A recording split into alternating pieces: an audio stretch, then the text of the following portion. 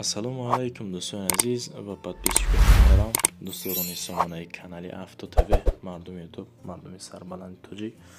Дӯстон, имрӯз 29 июни соли 2025 наворо кардам баҳри шумо.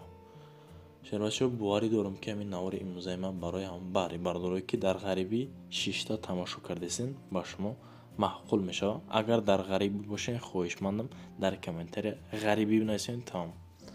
хуб, то 20,000 сомонира нархи баланди баланд яъне ки автомобилҳо ҳаст.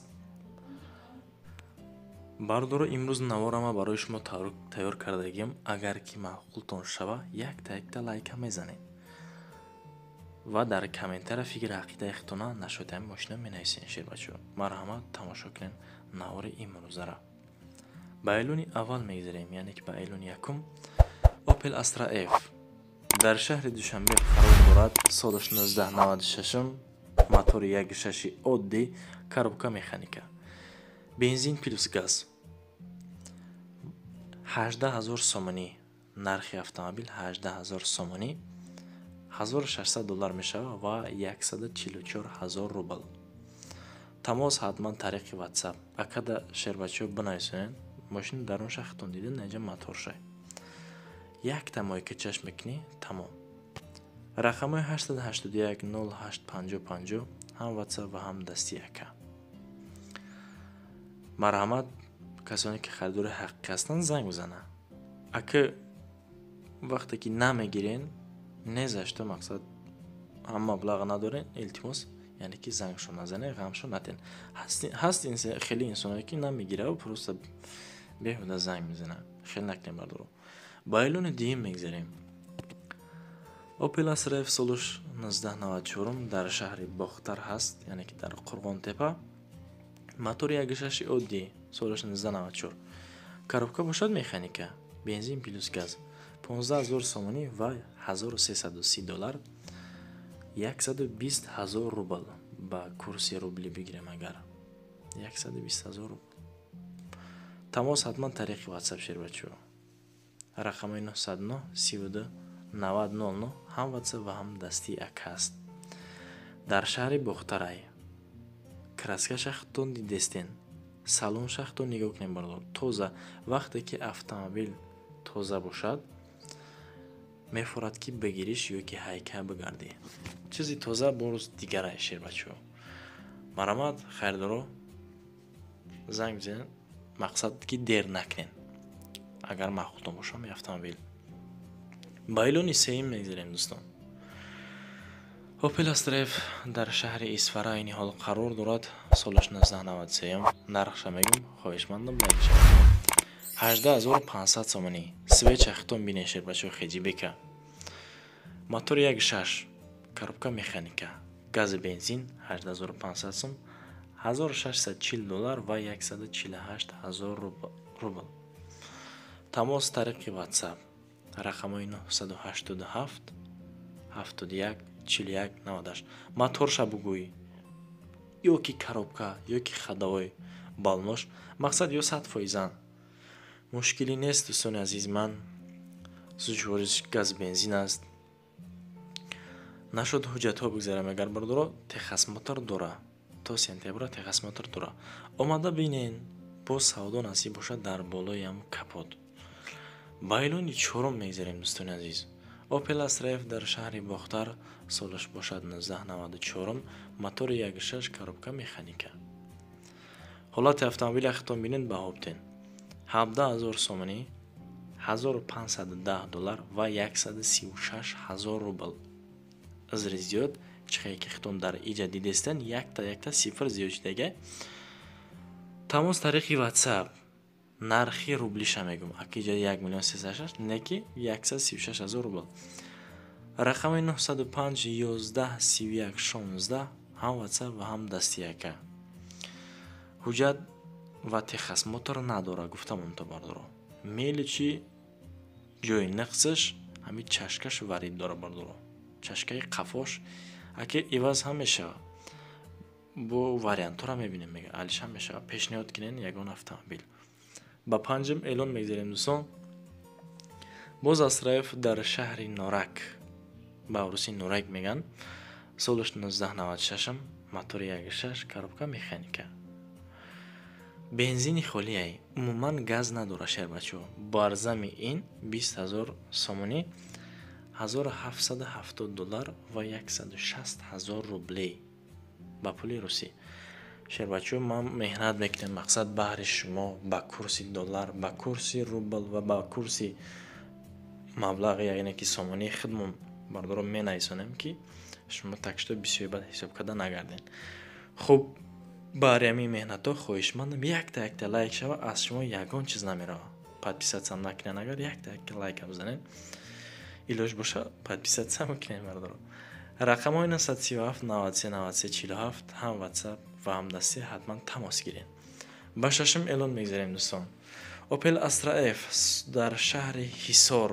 Шербачои ҳисорӣ агар ҳамин ҷа бошен яктаи лайк шава. Хуб, дар шаҳри Ҳисор аст, солаш 1993, мотори 1.6 чорни свет, аки караван ачхихтон десен шербачо.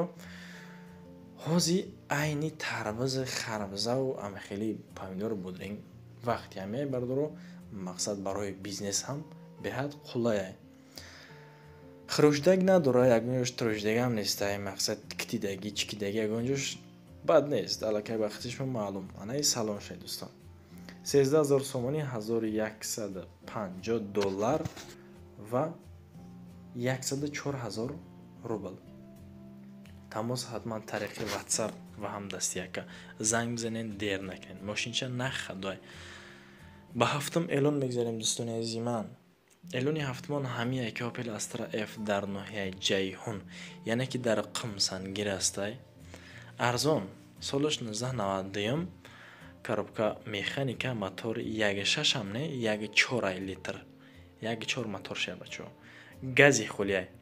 Хуб, 14,000 сомонӣ, $1240 ва 112,000 рубл. тамос тариқи WhatsApp рақамҳои 111 31 17 18. номероро бинен 111 31 17 18. ҳам WhatsApp ва ҳам дастияка. срочно занг бизанен. шербачои дар Ҷайҳун буда, шербачои Қумсангирӣ.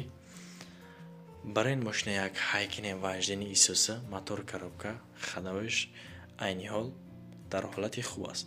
Ба ҳаштум эълон мегзарем дӯстон. анаи автомобилам боз арзонтар. Astra F солаш 1995 дар Душанбе аст. хуб, моторш 1.8 0 фарқ еса аз обични автомобило. механика коробка, бензини холӣ, 16,000 сомонӣ, $1420 ва 128,000 рубл. ҳатман тамос гиред тариқи WhatsApp ва ҳам дастияка дӯстон. ана рақамҳои 079 60 39 39 ҳам WhatsApp ва ҳам дастияка. мотор коробка хадовои ёш, яъне ки мушкил намеша. пурра автомобил хуб аст, фақат харидори конкрет. ба наҳм эълон мегзарем дӯстон. Astra F дар шаҳри Бохтар, беҳад мошинчаи тоза аст, чӣ хитон дидесен. неки солаш 1994, коробка механика, бензини холӣ, 20,000 сомон, $1770 ва 160,000 рублей. рақамҳои 99 00 08 83. занг бизанед касоне ки харидор бошад. агар срочно фурӯхта мешавад, моторша бигири, агар коробкаша и ҳолатош ягон мушкилӣ надорад, чихе ки хитон дисен, мошинча чотка тупча кардаге, просто ки камтарак пул дар кора мега, аз ҳамин сабаб мефурӯшамаш.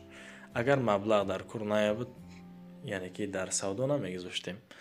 бардоро ҳастан одаме ки мақсад маблағ дар кор мешава, ҳатто ки хонара мефурӯшад. марамат бардорҷоно занг бизанед. ба даҳам эълон мегзарем. инак яктаги аз лайфчаи сирх барои ҳамун бонуо ҳастанд ки мақсад бонуо красни свет, яъне ки ранги сирха дӯст медоранд, зард чоп ёки сирх. Astra F дар ҳамин намуди классика дар шаҳри Ҳисор аст. солаш 1990, мотори 1.6, механика коробкаш, гази бензинай, 20,000 сомонӣ, $1770 ва 160,000 рубл. тамос ҳатман тариқи ватсап ҳамин рақамҳои 94 56 94 56 мотор коробка ҳолати мошин боварӣ надошта бошӣ, мега аз наздик биё бубин, ҳуҷҷатш не ки бародаро ба наздикӣ буд мешава. дӯстон, расидем ба анҷоми барнома. хоҳишмандем аз шумо ҳеҷ чиз намерава, ягон ҷӯтам кам намешава. шер бачаҳо, якта лайк шава дар ҳамин канали Автотв ҳатман обуна шавен. ана ҳамин хел автомобилҳо насиб боша арзонтар пешкаштон мекунем. шумо дар комментария бинависед ки аз кадом намуди автомобил шумо дар кора, ман насиб боша илоҷ мекунем ки ҳам хел автомобил баҳри шумо пешкаш кунам. камен носиёни касоне ки мошин доранд мода занг бизананд, мегирем, реклама мекунем. хуллас хариду фурӯши мошинҳо дар канали Автотв. боқӣ дар паноҳи худо бошен то наворҳои оянда. худо ёр мададгортон бошад. паноҳтон ба худо, шер бачаҳо.